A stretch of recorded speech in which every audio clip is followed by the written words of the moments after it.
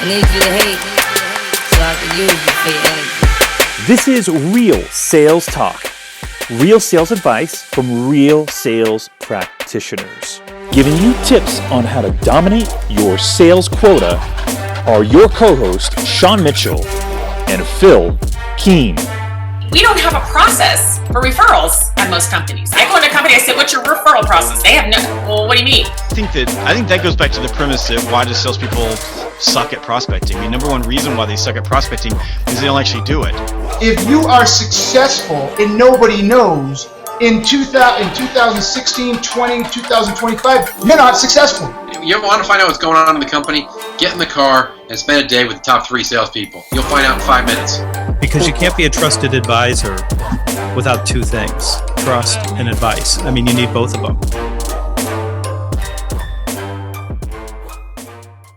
What's going on, everyone? It's Real Sales Talk, Tech Talk 25. We are rocking and rolling this evening. We're actually doing an evening one during the week, which is the first time and maybe ever. Phill, what's going on with you? How are you?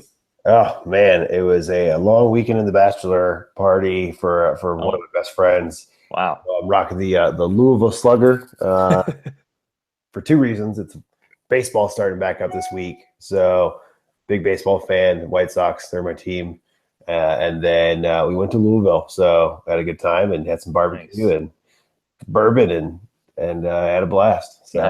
Nice. Did Bachelor lose any hair, or did you make him dress up in any crazy outfits? We stayed at the casino, so he actually won money, came out ahead on that one.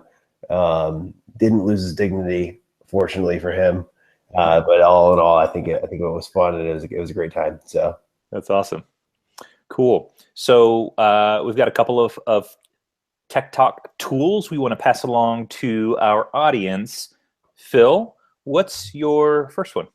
Cool. So I wanted to chat about the AA-ISP Leadership Summit, which is coming up here in 3 weeks. And you can still catch the early bird rates. So it's worth it if you guys are looking for a good place to start learning about inside sales or sales in general, and really just kind of get to know some of the thought leaders in the space. It's a small enough event that it's still intimate. It's over 3 days, so you see people multiple times. I have now gone to it. This will be my 4th or 5th year in a row. I'm also part of the AA-ISP Indianapolis chapter as well. I'm the vice president here for that. But it is, they say 700 sales leaders, 3-day format, 48 tactical breakouts. They have some pretty awesome content that they'll be producing as well. When you actually sign up for the event, you get an AA-ISP membership for a full year. What's that stand for, by the way? Yeah, AA-ISP stands for American Association of Inside Sales Professionals. Cool. And with that membership, you get access to a whole gaggle of things that they can give you. Let me see if I can click into it. Pretty big sponsors there. They are, and you know what? Microsoft's going to actually be the head sponsor for the Leadership Summit this year. They're doing a big party, big blowout. They call it like the Summit Slam this year. It's the first time they've ever done this. They have a giant yacht or something like that they're putting on Lake Michigan. So we'll all go out and have a great time on a Wednesday night. It is 20 days wasted on a yacht. Yeah, I'm gonna have to bring my flippy floppies and make it happen. So I will be there. We'll have a whole bunch of other amazing sponsors too that have already done that. So if anyone's listening to this episode and you're going to be there as well, hit up Phill on Twitter. Yeah, hit me up on LinkedIn, Twitter. You can hit me up on email me. It's phill.keen@octiv.com, octiv.com, and say let's meet at the Leadership Summit on the subject line, and I'm happy to connect with you guys. So they're doing it big this year too. They're also doing it in downtown Chicago. Usually it was up north of the city. And it's at the Sheridan Grand down in downtown. So cool. It's pretty great. 48 hours of pure content and great breakout sessions. A lot of people that will be speaking at this or in a breakout session have been on this show already. So it's pretty great. So awesome. Definitely check this out. If you guys have not heard of AA-ISP, or if you have but have never thought about attending the Leadership Summit, definitely look it up.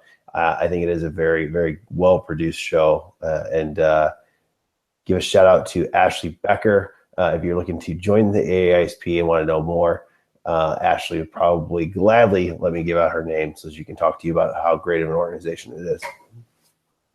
Sweet. What do you got, Sean? Yeah, it'll be great.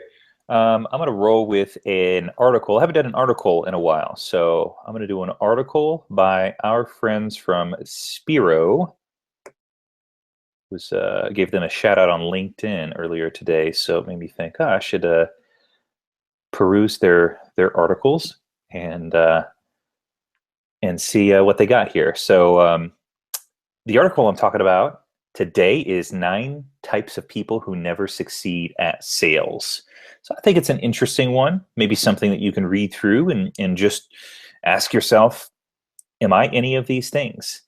If so, then maybe you can strategize some ways or reach out to some people to help you strategize some ways to change and move towards the direction of a top producer.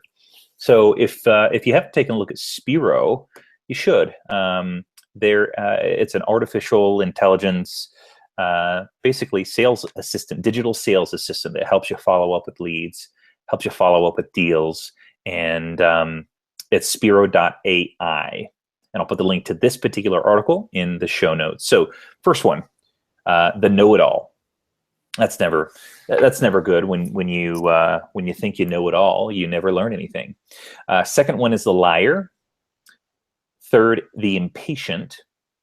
Fourth, the complainer. Fifth, the overthinker. Sixth, the egomaniac.